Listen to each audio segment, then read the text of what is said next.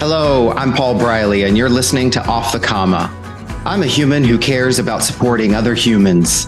On this podcast, we'll explore all facets of what it means to feel stuck in life. We talk with people just like us who have found themselves sitting on a comma and not knowing where to go next. We'll unpack the experience with them, where they've been stuck, what it feels like, what they experienced, and what they learned. My goal is to inspire you by seeing yourself in others. I believe that when we feel more connected and seen, magic can happen. I am so excited to have you here, Jude. I'm really excited today because you're my first guest from another country, which is super exciting. And obviously you and I have some history, so that may come up during our conversation. But here we are talking this evening, your time, this afternoon, my time, across a continent and an ocean. And look how technology has brought us together. So my guest today is Jude. And Jude, give us your full name and tell us how you would like to be known. Okay. So my name is Jude Mahon, Mahon. So it's Irish, but we pronounce it the English way. So a bit strange. Mahon. To describe myself, how would I like to be known? I'm going to go with a seeker. That's a big thing. A seeker. I am forever curious. I am family orientated. It's a huge part of who I am.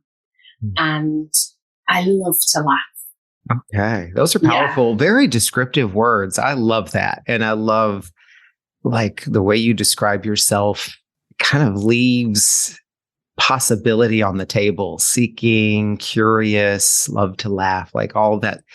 And the other words that you use to describe yourself, like leaves like this pursuit of possibility is kind of what comes up for me. I don't know if that's accurate. You correct me where I'm wrong. No, I think I'm constantly in pursuit. But aren't we all? Right. Aren't we all? Yeah. And that's okay. I think that's what I've learned recently, that is okay. When you are a seeker, you do not land. You never go, oh, here I am. This is what it all means. It's crazy, isn't it? Right? Like I've come across that recently as well. And it's like when you embrace being a seeker, you really do have to embrace incompleteness, right? Like it's the hunt. Totally. The hunt is the objective, not the capture, not the prize. What does that create for you? I know we're going to get into our traditional podcast questions here in a minute, but what does that create for you in your life? Being a seeker, being curious, the pursuit of it all. Oh, do you know what? It's created so much adventure. Because it's that thing of always then saying, yeah, I'm going to try that. I'm going to give that a go. This most bizarre thing has come across my path. I'm going to give it a go. Because the answer might lie there. Of course, there's no answer, but there is an experience that leads to a story. And I think that, Paul, is a major part of who I am. It's people who know me. I think if I drop dead, like that's the thing that would be said at my eulogy is I am a storyteller. And when I go into anything, being a seeker, I just think, you know what, even if this turns out horrendously, there's going to be a story I can tell. Ooh. Yeah. It's not about the prize, it's a story. Yeah. Oh, that's cool. You already, I'm walking away with some things to really kind of chew on and marinate about. What else? I don't ask every guest to tell me what they do for a living or anything like that. So it's just an invitation only. In addition to the words that you use to describe yourself as a human being, what else might you like people to know about you? So I also work as a sign language interpreter, which is so interesting because they're not my words at all. As in, I am quiet. I listen to what someone else says and I put it into sign language. Or I watch someone sign and put it into English. And my opinion is not on the table at all. I do sign language because my brother's deaf, one of my brothers. And I was the only one in the family that learned to sign because it's not like it's archaic sort of in the UK. The laws around sign language and when a deaf child is diagnosed and going through the school system years ago was you don't sign. So I learned to sign and it led me into a profession that is in desperate need over here. Like it's just this, they try and snap up interpreters. There's so few of us. There's a lot of work available. There's deaf people now climbing major corporate ladders and smashing glass ceilings, and they need these interpreters. But then I just feel that, you are someone else's voice permanently, and I've had to really take hold of that and do something about it. You said some things that really landed on me is they're not my words at all, and you have to be somebody else's voice completely. Mm-hmm. Oh, yeah. Wow. That's a really, it's a powerful place to be, but the way I painful. describe it, painful, right? Mm-hmm. Painful at times, wonderful and painful. Yet the way I hear you describe it is there's great responsibility with that. You have to hold that very gently. Oh, yeah.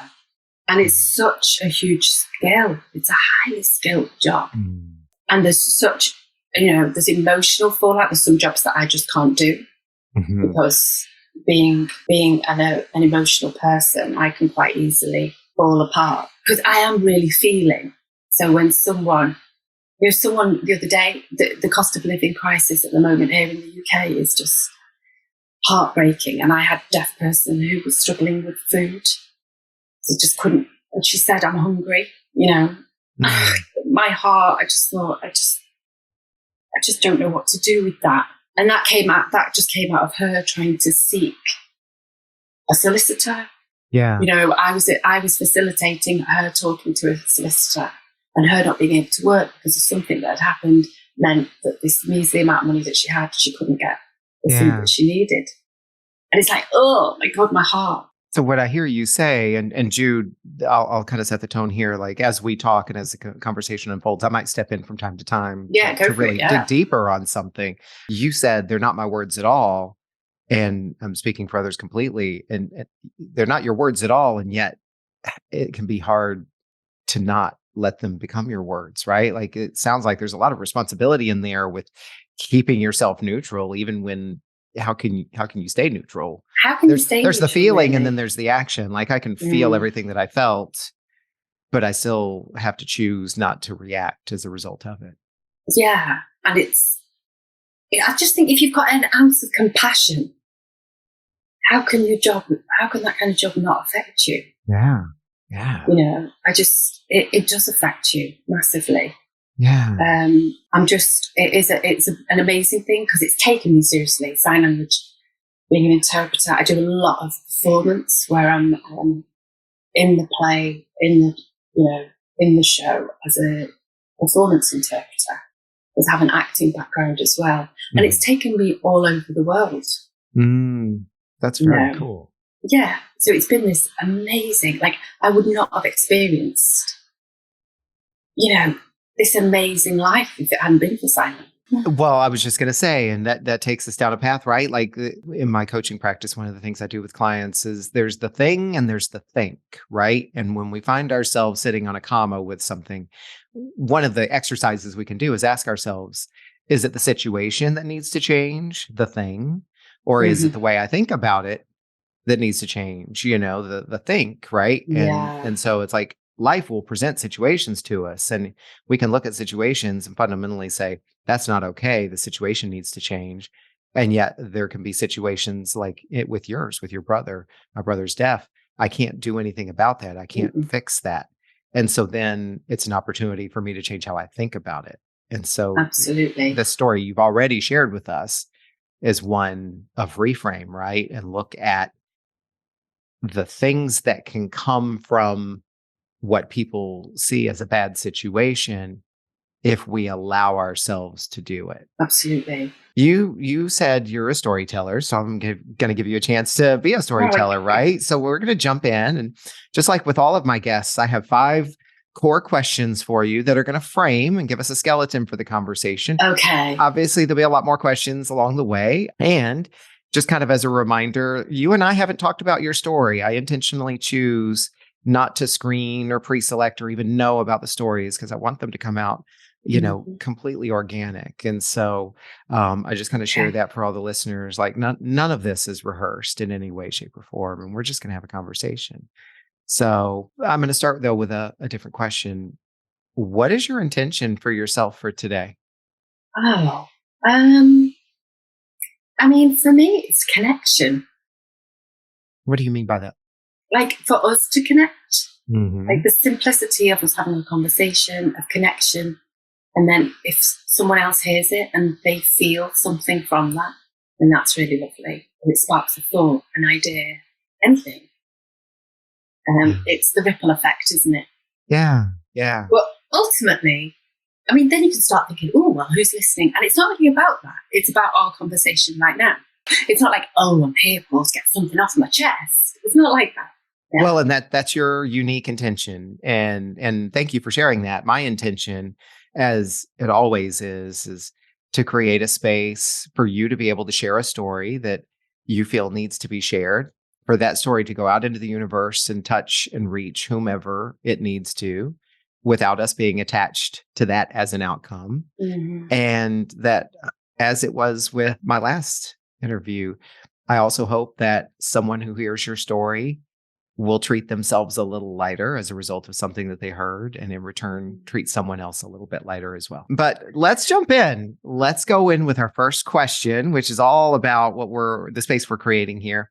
Okay. Jude, where have you found yourself sitting on a comma in your life? Okay, so I would say that my biggest moment of sitting on a comma was in 2019, when my comma was just coasting.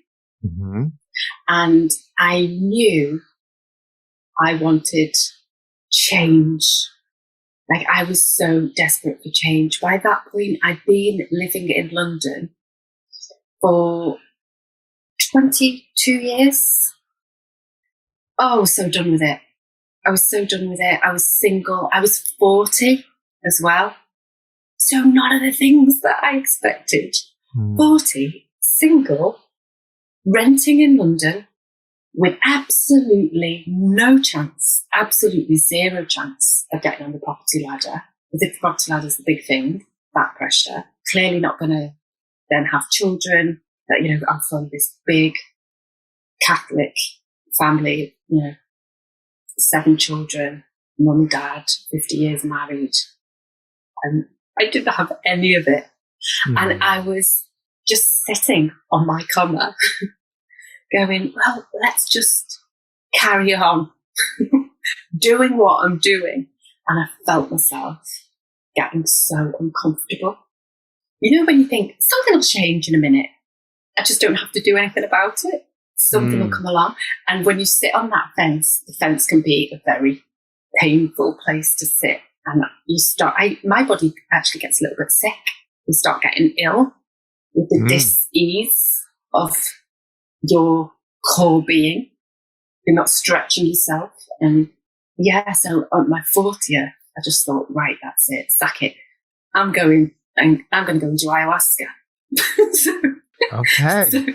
Well, I before you take us into that part of the conversation, I want to kind of reflect a little bit on what you've shared so far, because so often people who are sitting on a comma, myself included, and I can only think about myself primarily, right, because of my own experience. But when we're sitting on a comma and it feels the way you've described, right, it feels uncomfortable or what have you, our urge is to, where's the answer? How do I get off? Where am I supposed to be? Where am I supposed to be going? Right. And that's okay. And what you're describing is like, you also were like, I may need to stay here for a minute. Right. Like you said, the way you described it, like you're sitting on this comma, which means I had expectations and I'm not living those expectations. So therefore I feel like I'm stuck and I'm going to let myself coast because I don't know where I'm supposed to go yet. I just feel stuck. I just wanted change. I just wanted out and I don't know exactly what from. It was painful. It was painful. What I think I'm hearing you say is this example of a time in your life when you were sitting on a comma was because you felt like you were supposed to be someplace else that you weren't. Yeah. I was meant to be feeling more than this. I was meant to be more fulfilled more, than this. Oh, it makes me feel heavy now just remembering it. Yeah. Well, I can see that. Obviously, we can see each other while we're recording.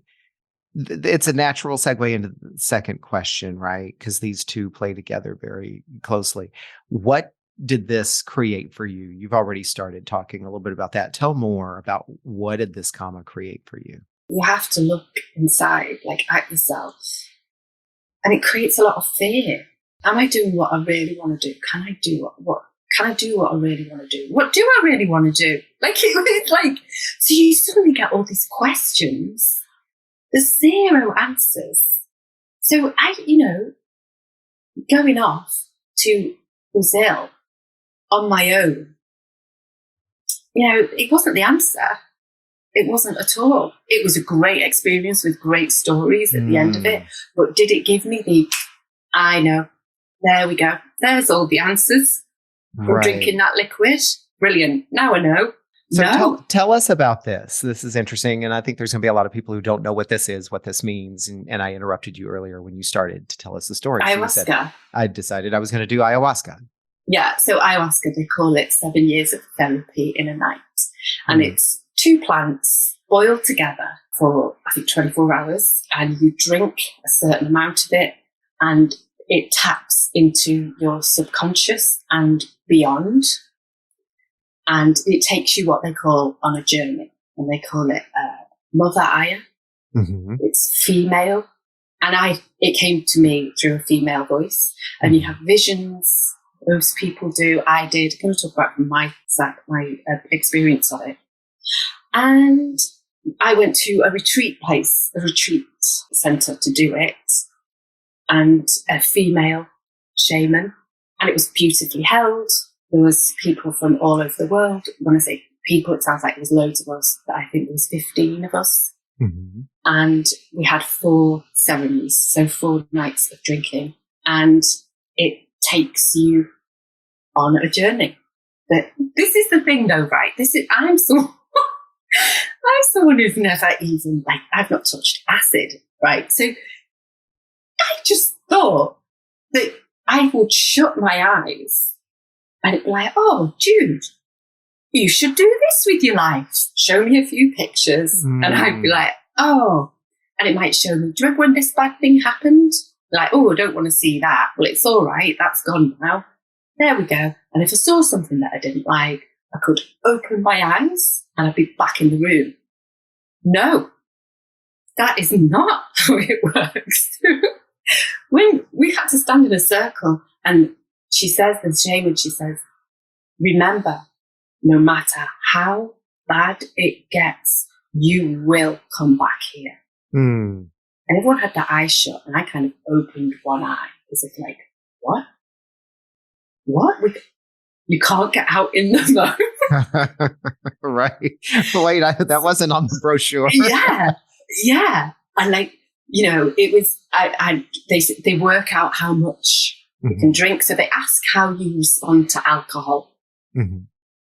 So one woman was saying, oh, well, if I smell wine, I'll pass out, I'm such a lightweight. So they said, okay, let's start you with 20 mil, 10 mil. Okay. Came to me, I used to drink a lot. And so I explained that. So I got 50 mil and everyone is worked out. One guy's like, bring it.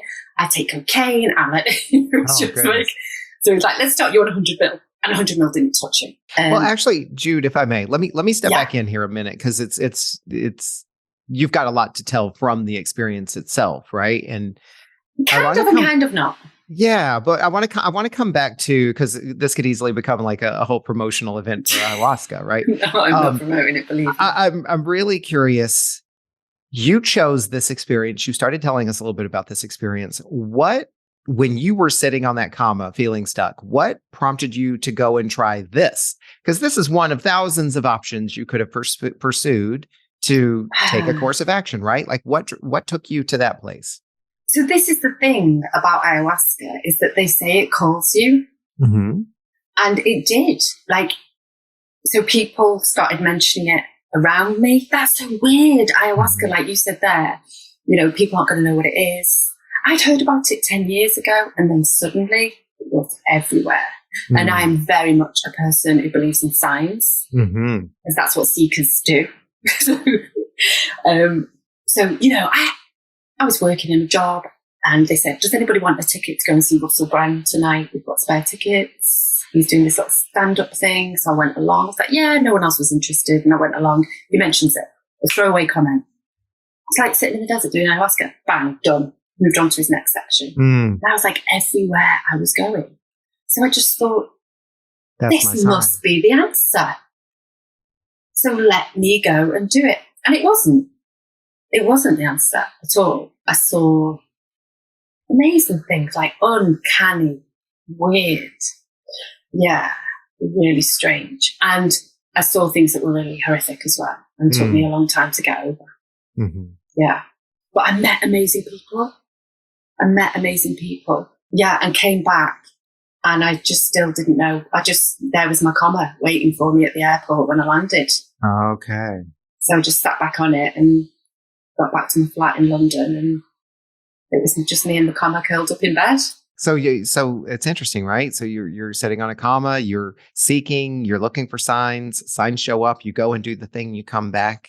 Yeah. And things aligned. It was strange because I used to do stand-up comedy, and the ayahuasca really spoke to me about that, and was very upset that she wanted to talk about it, because it's something that I've fought with, of not being good enough, it's a real battle within me. And she said, you gave yourself too much pressure, but you had to go somewhere with it. Because just laughter, Jude, in itself is a gift. When you make another person laugh, that's a gift. It doesn't have to be an audience. So stop being fearful of comedy. Mm-hmm. And she explained it and all this. And I got back home, and I hadn't done a stand-up gig for 10 years. And I got an email saying, "You don't know me, but I've got your name. Will you come and do a stand-up comedy set?" So I was gutted. I was like, no, but typed yes. Responded, yeah, and went and did this gig in a field with a load of hippies who all knew what ayahuasca was. So I was able to do this, it's so real. So I was able to do this great little gig, and so things like that aligned. And then I got this job come through, an acting job.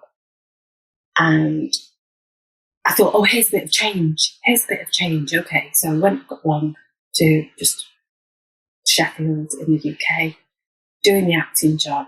And I loved the rehearsal. And I loved problem solving in the rehearsal. And then the thought of doing the same thing every night, the same play, the same words, I was so disappointed, because my comma had gone further away from me. Mm-hmm. And then when I realised I was going to have to do this play every single night, then back came this feeling of sitting on a comma, this realisation, like, oh, shit, this isn't what I want to do either. Mm. Like everything I thought that I was. And then it's this thing, isn't it? This isn't what I want to do. This thing of doing and doing and doing. This attachment to us of our job. Mm. This is what life is about, what we do. This was the moment of the big change, really, because in the story, my character dies of stomach cancer. And they brought in a brilliant movement coach. And she went through with me the symptoms and how I'd move and the reflux and all this. And it was fascinating. And we finished, it was Friday, and my mum and dad didn't live far from where I was. And so I went home to see them. And I got home, and my dad was doing all the movements that I'd been taught. And I just knew he wasn't well, and I always lose me, Paul. Mm-hmm. And I said to Mum, I don't think Dad's well. And she said, no, we know he isn't. And I said, Mum, I think it could be cancer. And, there was a bit of bewilderment with that. There was sort of siblings who thought I was very dramatic, which I am. And they said he's got, we're going for a test next week of various stuff. And he had a tumour in his tummy and in his stomach. So everything shifted in that moment. I was doing a play. We were going on tour. And my dad was given 4 weeks to live. And that was it. I just stepped off everything and said, I just know I need to be here with him. And I turned the play down. Someone else had to take my part. They went on tour without me. I went back to London. There was this virus that had got out of Wuhan, and Italy were being affected by it, and they were sort of talking about shutting down. Like I just remember it vaguely like that. Like, is there a chance that this virus could come here? Like, I don't think so, but now it's hit Spain, and I was just like, I'm going to go and pack up in London, and I'm going to leave London. So I drove down to London, and I put my life into 8 boxes. Like, I had no furniture. I just rented for 2 years, and I am someone who gets rid of stuff. And it was these 8 small boxes that I put in my little car. I mean, it's a tiny car, it's a little Nissan Micra. And I drove back from London to Warrington near Liverpool, and that was it. I'm like, this is it. I am going to the first side. And it just was the most. He lasted 9 weeks. He went over the 4, and he was just amazing. And I let go of everything. What my employment was, it didn't matter. I had started a relationship, and we'd only been together 6 months by this point, and I found out I was pregnant. Wow. So I was just like, what? So everything just changed, turned. It's like my world just went, okay. It's like the universe just said, okay, so you know that change you were hungry for? Yeah. Here we go. Hold on. Here it was. Yeah. Let me step in for just a moment. I want to, first of all, acknowledge you for, sharing this. I mean, obviously in talking with you, I can see, there's parts of this that are still very, very sensitive for you and very touching for you. And I want to acknowledge that. And what a journey, this sitting on a comma of craving change and not knowing where you needed to be or wanted to be. And yet you tried some things, and each of those things led to another thing. And as you told the story, you could kind of see a thread, these random disparate things. I'm going to go ahead and do the stand-up comedy gig. And it ended up being to a bunch of hippies who all knew ayahuasca. Right. And then I get this play, and I learned how to portray a character who's ill. And then I see that in one of my loved ones. And this interesting dynamic. So rather than me try to summarize that, I mean, our next question is, what did you learn about yourself through this experience? I'm a brilliant nurse. I really learned that about myself. My sister is a Macmillan nurse, which is cancer nurse. Mm-hmm. She was stunned by my skills as a nurse, of looking after my dad. It sounds really boastful, that, but I think it's the work of, the compassion and the gentleness and the positivity and finding those moments of laughter. And it goes into it all. And, all the searching I was doing. And then there was just such joy in watching my dad be able to eat. And him get a tiny piece of tomato and taste it. And make me laugh, and because he couldn't hold anything down. Mm-hmm. So for a moment, he'd enjoy this little tomato. And that was just the beauty of that moment. And everything went into moment by moment. And of course, anyone who has nursed someone will know how utterly painful it is. But it is held in such beauty as well. And there was a wonderful kind of heads up from ayahuasca, because they showed me I say it because it was like a lot of spirits were talking to me and guided me on this journey and said, come with us, let's show you this. And they showed me my dad dying. And I said, why are you showing me this? And they said, because he is going to go soon. So you knew this before you even knew this? Well, the thing is, yeah, but I mean, you can't take everything you see as true with, with ayahuasca. yeah, I'd seen a difference in my dad in his health. So I thought it was maybe my subconscious sort of taking that a little bit further. But they showed me him like a prisoner of war, thin, and told me to hold his hand. And I tried to hold his hand, but his fingers were so thin that they fell through mine. They slipped through. And he was this prisoner of war thinness. And that is exactly how he died. And that is what we watched. You know, the body starve. But then you saw this vivacious spirit throughout that. And, you know, when Dad knew he was going, and you have to sit with someone. And I just remember my sister saying, what will we do without you? And because we couldn't imagine it, what we'd do without him. And he said, go big, make it all bigger. And I just thought, that's it, isn't it? Like, feel bigger, reach out bigger, connect bigger.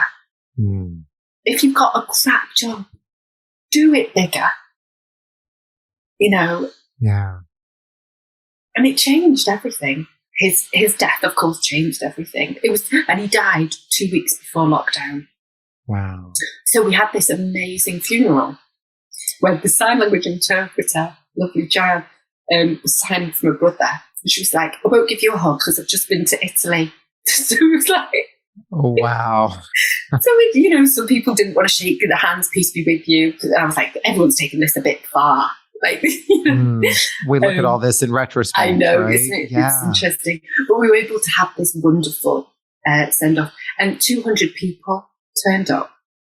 And my sister and I did Dad's eulogy. And that was an honour, you know. And I remember sitting there and I was looking down as my sister did her speech. And my cousin said to me, I looked across at you, Jude, and I just thought, there's no way she's going to be able to do this. And I was like in a kind of trance. And then I got in, I stood up, and I just felt like him say, sock it to them, Jude. You know, like, I just felt him with me, his energy, his spirit, his, like, oh, it was a really wonderful thing to do, to be able to do, to talk about him. And then I've been able to tell him just before he died that he was going to be a granddad again. And I just whispered it to him. And I just said, if I can be just a tiny, tiny fraction of the parent that you've been to me, then I'll know I'll be okay. And he gave this beautiful sound and this smile because he was fading so much then. And yeah, and then the funeral happened and then lockdown. And I was pregnant. So I stayed with my mom. And I'd seen this baby during ayahuasca. And I'd held this baby and I got quite distressed about it because I didn't know whose it was. Like, there were things that happened in those journeys. So it was a bit like, oh, a baby, I was shown this as well. Oh, okay. And I had this really deep down knowing that this was meant to be, like this deep, deep feeling. And I got a bit scared. And I just thought, well, my age, I'm going to be 41 and I could miscarry. What if I'm really attached and I lose this baby? And like, I'm meant to learn. Maybe that's why in the ayahuasca I was trying to give the baby away because it's not going to be mine. And I went for this walk and I said, right, okay, team of light, these spirits that I'd seen, if everything is going to be okay, show me a pink elephant. Choose something that doesn't exist. So I hadn't told my brothers and sisters that I was pregnant. I told my mom, who just blew me away with her reaction. I was so frightened because she's Catholic. No one had a baby out of matrimony, out of marriage in our family ever. like in the years and years of the family name. That's how it was. And here I was, 40, knocked up. They'd never met Chris. Dad had been so ill. And I knelt down next to her and I said, I'm about to tell you something that's going to make you really disappointed in me. And she looked at me, she said, darling, what is it? And I said, Mum, I'm pregnant. And she just took my face in her hands and she just looked at me and she just said, I could not love you more. And she said, Jude, you have so much love to give. And as one soul departs, another arrives. So that had been just this extraordinary moment between me and my mum. And then I sat with my brother and he was saying, Jude, you know you've been looking after Dad and everything. What have you been doing for work? I mean, you've left London now. You're going to be like, what are you going to do? You are in a mess. I mean, really, look at what is going on here. So I burst out crying because he voiced all my inner fear. And I just said, I'm pregnant. And he looked like I was 12 years old telling him that, like a teenager. Like he just looked. And I said, don't worry, Mum knows. And he gave me a hug. And I said, I'm really scared. And he said, don't be scared because it's the most amazing thing that will happen. And he told the story of the night his daughter was born. And it led to this moment where he said his wife had taken a funny turn. And he said, and I walked into the room and she woke up and I was holding the baby. And Emma turned to me and said, all the elephants are pink. And I looked at him and I said, is that what she said? And he said, what? I said, did Emma say, when you walked in the room holding them, did Emma say all the elephants are pink? And he went, no. She said something about work or something, like we missed the train. And I said, so why did you say all the elephants are pink? And he said, I don't know. But it wasn't, and I sat there with this like deep love running through my veins because it was like I'd asked for this a pink elephant and my team had said, Jude, darling, all the elephants are pink. This is how okay this is going to be. And we went into lockdown. I didn't leave my mum. It was very hard because my tummy, the baby was growing and Chris and I were separated. So we ran into the woods one day to meet. We had this meeting in the woods where we held each other, like, because I said, we can't do it. And Chris said, what do we want to tell our son? You were born in lockdown. Do we want to say we went with the rules and we didn't see each other? And he said, or do we want to say that we were in love and we ran into the woods? And I said, yeah, okay, I'll meet you in the woods. So and I'm so glad we did because all the politicians were meeting, having parties in our country, like it's been a big drama, Partygate. So they weren't following the rules at all, which is telling us to. So I'm so glad we did that. Yeah, and then when my waters broke, they wouldn't let Chris in. So they would only allow my mummy because she dropped me off. And that turned out, there was a moment of sadness with that. And then there was just, no, this is absolutely meant to be. It's my mum with me. And then I turned into an emergency C-section. Again, you can go into that. Oh, this isn't what I planned. But I just have this ability now, I think, after the experience of losing Dad, of just handing yourself over a little bit and there goes your plans again. That's okay. So there's a new plan here that I need to get on board with. Yeah. And like was pulled out of my tummy. 10 people in the room, doctors and nurses, all cheered. It was a beautiful moment. And they gave him to me. And I called him Noah David Jackson. So David after my dad. And he was just this like bundle of healing love for us all. Yeah. That's beautiful.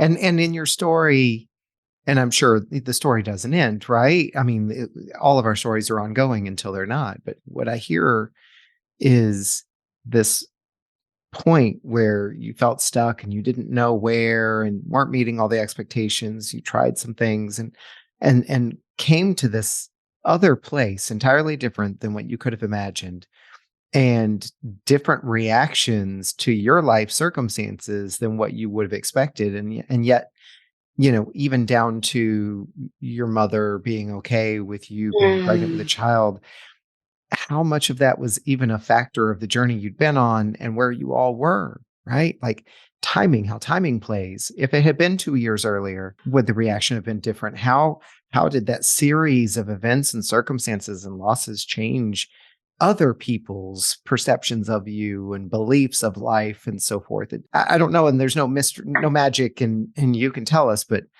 it just seems like so much of that too was an element of timing as well. The timing, seriously, Paul. Like then the jobs, I was meant to be going to Japan to work. I was meant to do everything went online. There's a thing called Zoom was here, so I was sitting in my mum's house, getting pregnant, more, getting bigger and bigger, and I was able to sit and work, just sit down and sign and work, and I raised the deposit for a house. Chris could sell his house. I could get my deposit, we put it together, and we got ourselves this lovely little house. I was just in London going, oh, I'm never going to get out of the house. Okay, so I'm not going to be a homeowner. Okay. I'm never going to, that doesn't matter anyway. And now look at you. It's like everything in such a short space of time just changed. And I lost and I gained. It seems part of the message you're sending here is that when you are sitting on a comma, you may not even be able to imagine what getting off the comma looks like. We put so much energy and effort into trying to get off the comma, and you may not even be capable of imagining it Paul, at the present. That is exactly it. Mm-hmm. For anyone right now sitting on a comma, you have no idea. Mm-hmm. You have no idea. And everything you think it's going to look like, it probably isn't. And I don't mean that in a scary way. But I just had so much emphasis on what I was going to be and like, where's this career thing? And, I'm meant to be. And actually now, just the tiny little things at the moment. Like I've had my mom staying with me this week. She's not been well. And I bought these peonies, these flowers, and we just talk about flowers. We're just like, look at the peonies. But it's the most simple things, like that instead of, of course, there's the worries of what is happening right now in the world and the cost of living in this country right now. I'm sure you're experiencing similar circumstances in the States, and those things are there, but the emphasis of that is much less for me now. Yeah. Well, you're kind of already answering the fourth question, which is what has changed for you as a result of sitting on this comma? My entire life. She says with a grin that our listeners won't be able to see. Yeah. You literally just lit up. You grinned, you smiled, you laughed, your cheeks got shiny. I mean, like you lit up when you answered that. Yeah. Like it did. It did my entire life. This is not a thing of saying, go and do ayahuasca. I really wouldn't. It is not for the faint-hearted. But what are you saying? You're saying I'm not necessarily endorsing that everybody needs to go to a mountaintop and drink mind-altering substance. But what are you saying? Follow the signs. When I say ayahuasca was calling me, even though that wasn't the change, I do think it did prepare me for losing my dad in a way, though. Sounds like it prepared you for a lot of things. Yeah, there was something I knew in that. Was it like okay, I kind of knew how sick he was going to look at the end. So I had that preparation. You're kind of telling a story that happened to you in the past, and it sounds like it's not entirely past. The last question is, what does getting off the comma look like for you? Do you know what? It's like, it's a quietness. So the racing thoughts and measuring yourself and comparing and everything being out of reach or just over there, and if I could just only, and there's a silence. There's a silence. I feel that now. My comma was very painful. Just wanted this massive change. Didn't have a clue what I wanted, but certain things would be important, like money and and getting off the comma now is, do you know how people think love is? People have an idea of love being like, woo, harps, little cupids playing harps. It's excitement and fireworks and wow. The movies paint it like that, but I think it's such a quiet knowing. I think real love is so quiet, and it sits still inside you, and it rises up and it floats down, and like the sea levels, and that's what getting off the comma looks like for me now. I have the day to day where my sea level goes down and I'm like, oh no. But then it's those tiny little things, those moments of connection that just, it rises up in me. Just one the other day, I went to the supermarket and I put my trolley, you call it a cart, trolley cart? Mm-hmm. Cart, yeah. So I put my cart back and got my little token out. And this guy comes up, this little old man behind me, and he says, hey, love, is that one any good? I said, oh, it was a dream. So it's got your name written all over it. He said, I can't wait. So we just had this lovely little stupid exchange about this car, and the pair of us were just grinning. And that for me now is off the comma stuff. Yeah. Well, it's not really about the card at all, is it? No. He in that moment wanted to connect. Yeah. And you said right at the beginning, you said your intention was connection. Yeah. Jude, as we wrap it up, as we always have to, unfortunately, I just love this work because I love the stories. So what would be, from what you've shared with us, I know it's your story, but what insights would you say you have from just sharing the story with all of us today? The beauty lies in the tiniest things. Life, my dad would say, life is a gift. That's why people fight for it. And it's those gifts are around us all the time, and the signs are around us all the time. It's not things that you connect with. It's not things, purchases that you connect with. It's just the little sparks of life when the universe just gives you a little kiss on the cheek. It's that. You're just grinning ear to ear right now. I wish everybody could see you. Oh, am I? What would you like to acknowledge yourself for right now? Acknowledge myself for doing this podcast because I was really nervous. And I thought when I arrived a bit early and you were late, and I thought, okay, so he'll cancel and that's fine. That's all right, because I don't think I've got the hang of it anyway. So I'll just say I'm probably not the right person to do this. And I'm really, you did it. Yeah, and I'm really glad I did it. And I've just had a lovely conversation. And I think whenever, it's a lovely thing to be able to talk about my dad. Yeah, and I can tell. Yeah, I can see how important he was to you. Yeah, it's lovely to talk about him. Yeah. And he would definitely have had a podcast if it was his time now, That was the kind of person he was. Well, that sounds like a really cool thought for you to be able to imagine, when you go off into your solitary space and fantasize and dream and think about things that are a possibility. Like, what would his podcast have been like? Yeah. What would have been his guests? What would he have talked about? So, Jude, thank you so much for being on the episode today and for sharing your stories. You are a storyteller. I think you proved that out. You promised us, and then you proved it.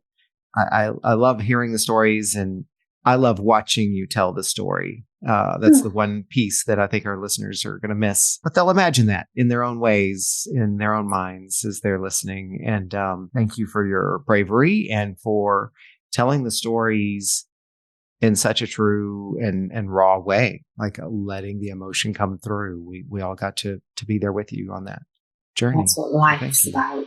Yeah. Thank you so much. Thank you.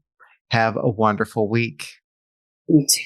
And if you'd like to learn more about Jude and find her online, you can find her on Instagram at Woman Without Wine. And you can find a link to her profile in the show notes. Jude would also like to acknowledge another organization that matters to her and invites you to consider supporting them and or sharing their message. So Jude is today boosting and supporting the Echo Collective, and that's Echo, EKHO Collective, which is an Earthkind holistic offerings business based in the UK. And they provide a space that brings people together to connect and share the beauty of the natural world through arts, heritage crafts, well-being, and therapeutic horticulture. So you can learn a little bit more about that organization that's important to Jude in the show notes.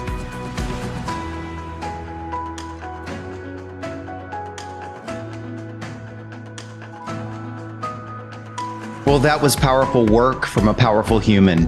I invite you to think about what you learned from this conversation, and I encourage you to write it down. I can't tell you how magical it can be to set aside your expectations and let the thoughts flow out of your head and onto paper. Freestyle journaling has been a powerful practice in my life. You never know what you might discover about yourself. Thank you for listening to this episode of Off the Comma. Follow me on social media at Off the Comma. And be sure to like this episode and follow the podcast. If you were moved by today's conversation, pass it along to someone you care about. As always, keep noticing. We'll see you next time.